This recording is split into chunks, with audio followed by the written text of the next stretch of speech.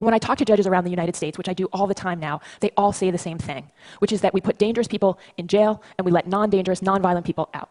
They mean it and they believe it. But when you start to look at the data, which by the way, the judges don't have, when we start to look at the data, what we find time and time again is that this isn't the case.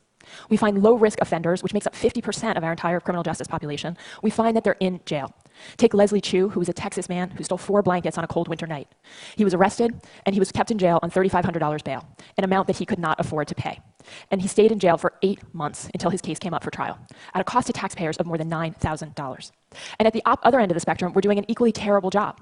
The people who we find are the highest risk offenders, the people who we think have the highest likelihood of committing a new crime if they're released, we see nationally that 50% of those people are being released. The reason for this is the way we make decisions. Judges have the best intentions when they make these decisions about risk, but they're making them subjectively. They're like the baseball scouts 20 years ago, who were using their instinct and their experience to try to decide what risk someone poses. They're being subjective, and we know what happens with subjective decision-making, which is that we are often wrong. What we need in this space are strong data and analytics.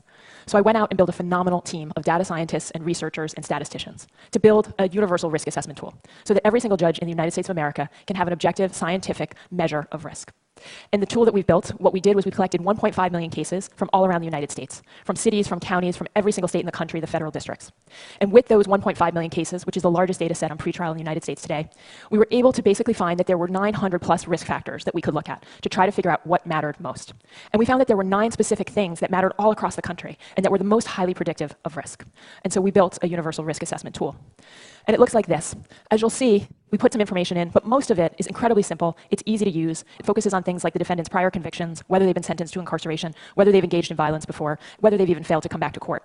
And with this tool, we can predict 3 things. First, whether or not someone will commit a new crime if they're released. Second, for the first time, and I think this is incredibly important, we can predict whether someone will commit an act of violence if they're released. And that's the single most important thing that judges say when you talk to them. And third, we can predict whether someone will come back to court.